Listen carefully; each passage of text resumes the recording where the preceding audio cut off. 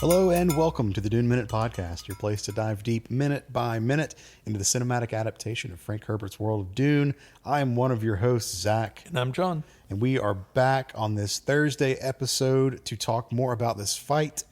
And we're really getting into the meat of the fight now, man. This is definitely the choreography minute. Yes, absolutely it is. So we are, of course, talking about minutes 78 through 79. And this minute starts off with Lanville, again, looking confused as hell as the picadors, barbed men, are still circling around them. Now, Chittering and circling. And this is where we really get the first good looks at the picadors. Yeah. And if you thought they were creepy from a distance, they are even worse up close. Well, you can't see their face at all. You can't see their face at all. They've got like a black face covering underneath their like hammerhead hats, I guess. Hooked helmets. helmet thing. Yeah. Do you know what an ulu knife is? Are those the knives used by indigenous people for like breaking up whale blubber and stuff? And we saw one the rounded knives with the like big handle. Yep. Yeah. Yep. We saw one in Prophecy, I believe. Yep. Well, I mean, you know. That would make sense to see one there. That is what these helmets look like to me. Kind of, yeah. Yeah, I mean, if you were to look up an ulu knife, and that's just ULU, the ends are not as pointy on the knife. Like it's definitely like the picador's helmets is definitely much more of a stylized version of that. Yeah. But it has the same shape, and I wonder if there is any kind of through line from the Harkonnen beginnings to this. I don't know. Maybe I'm reaching. I feel like that's probably a bit of a reach, but it is a similarity. Yeah. So they're chittering, they're doing their whole weird picador thing. And I gotta say, man, their outfit is a little bit like, okay, so we talked about the helmets, we talked about the face coverings. They have shoulder pads that would make an 80s business suit jealous. Huge shoulder pads on these outfits. Their outfits look like they're made out of leather too, and knowing that this was all filmed outside during a heat wave, I'm sure the insides of those outfits just smelled fantastic by the end of shooting. Oh, I'm sure, yeah.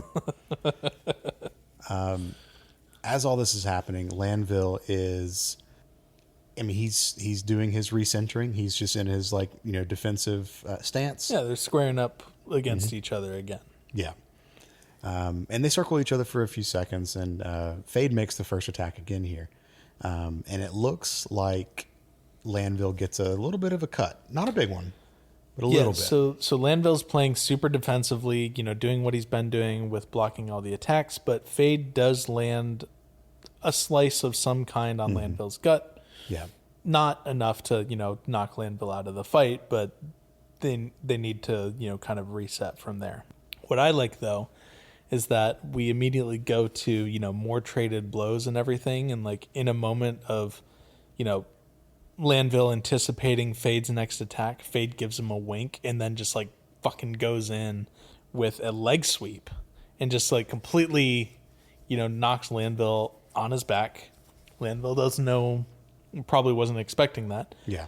But he responds quick enough because Fade then goes to, double stab on the ground. And Lanville rolls out from underneath Fade, avoiding, getting impaled on the ground at this point. And when he gets back on his feet, he is clearly winded. Yeah. Fade does not seem to be, because he launches into another series of attacks where, Lanville's, either dodging or blocking them, and he's doing really good defense work, but he's, again, on the defensive and walking backwards from this. And completely unprompted and unasked, one of these picadors swings his barbed stick. Well, so it's not completely unprompted.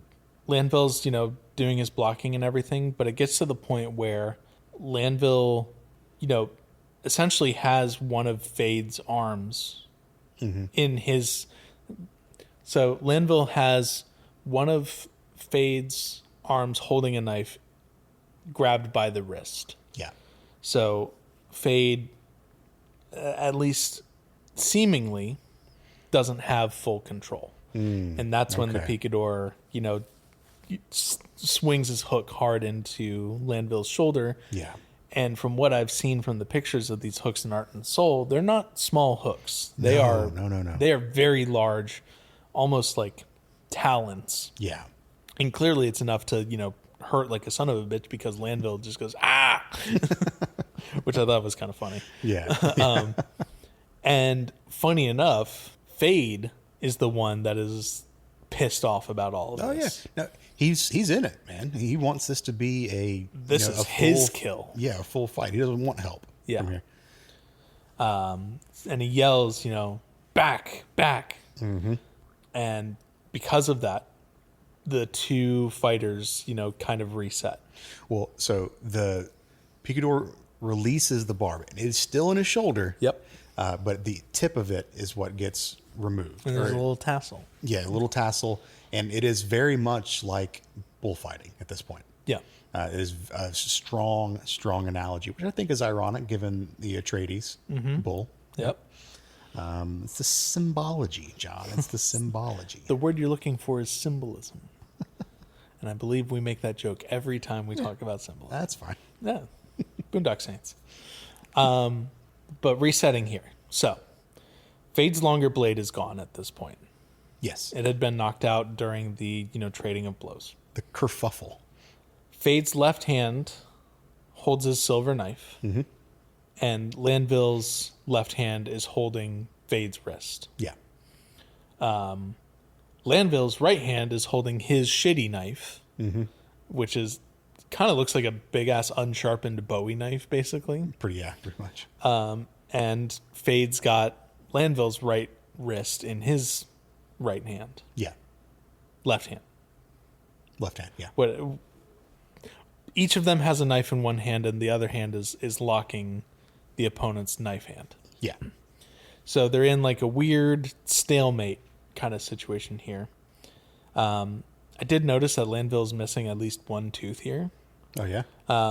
But Roger Yuan, in all of the photos that I could find of him, has all of his teeth. So either like that was just something they did for the movie, or like maybe he was missing a tooth and then got it backfilled since then, or whatever. Or he could be like my brother's friend from college who was missing one of his front teeth, had a prosthetic tooth in there. And when this guy, he had a job at the Waffle House when he was in college, and he would take the prosthetic tooth out. Hell yeah, dude. When he'd go to work at Waffle House. Yeah. Bro, Carrollton, Georgia. If I'm at a Waffle House and everyone has all their teeth, I don't know about that one. Shout out to Eck. Shout out to Waffle House just in general.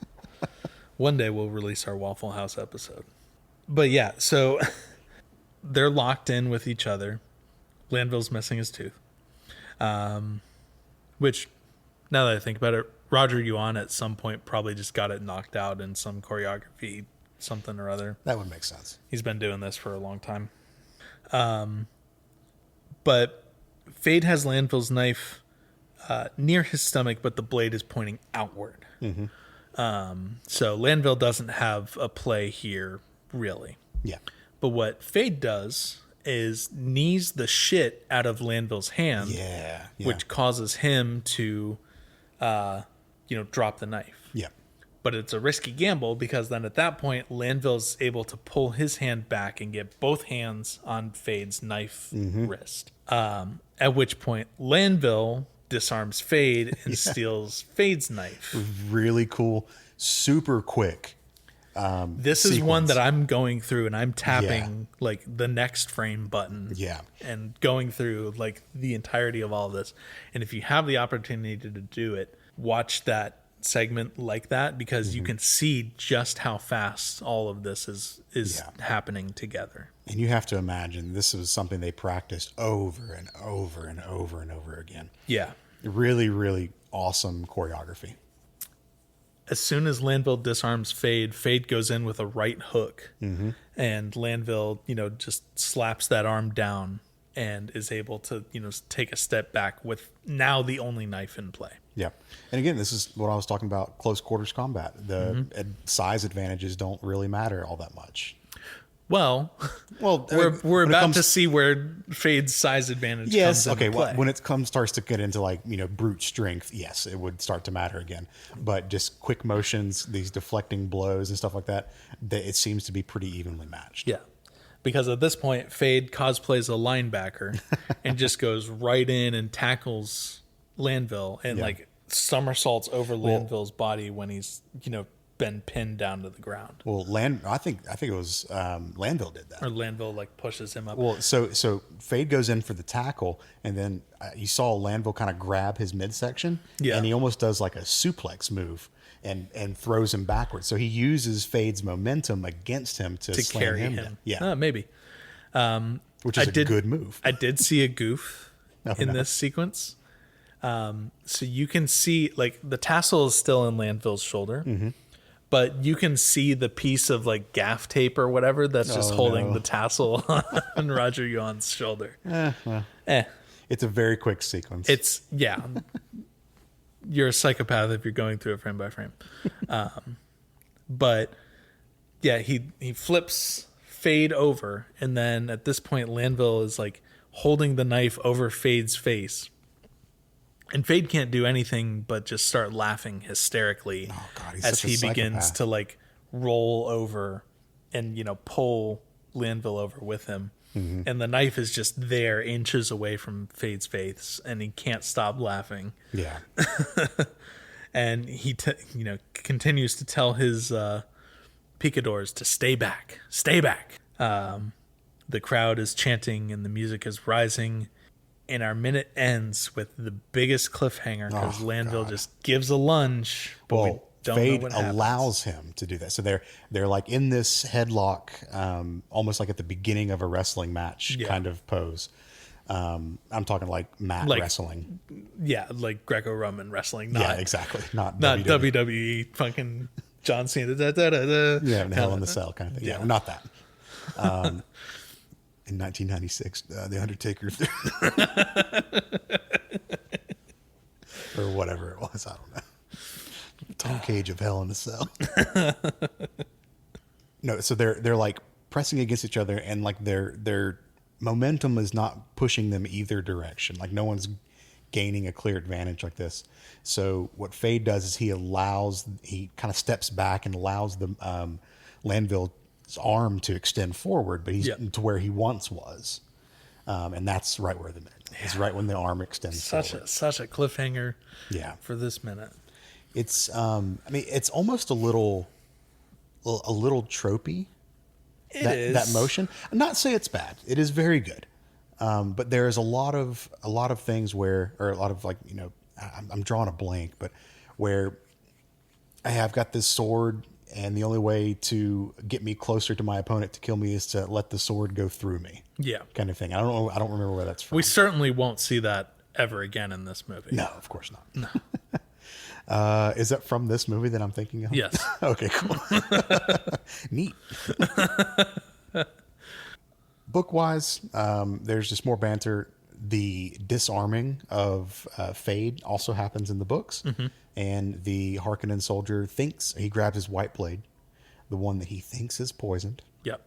And he's like all, boasting about, he's like, Harkonnen die by your own poison, yada, yada, yada. And he also gets barbed by one of the barb men. Yep. But something that was really interesting, and I kind of wish they would have put this in the movie. It would have been very quick, but really cool. So the barb catches the Harkonnen soldier in the upper arm instead of the shoulder. Mm-hmm. So it's kind of hanging down towards his elbow. And it's not just a tassel. It's like an actual piece of metal that's attached to the end of the barb. Yeah. One of Fade's attacks hits that, and it uses it as like a piece of armor almost. And so he's like, damn it. He's like, Dang it. Yeah, he's like, I never would have thought this would have been an advantage for the person. But shortly after that, this is where Fade uses the word. He shouts out scum. Mm-hmm. And that causes the Harkonnen soldier to... Harkonnen? Sorry, the Atreides soldiers, thank you. To basically go limp or paralytic for a second. Yeah.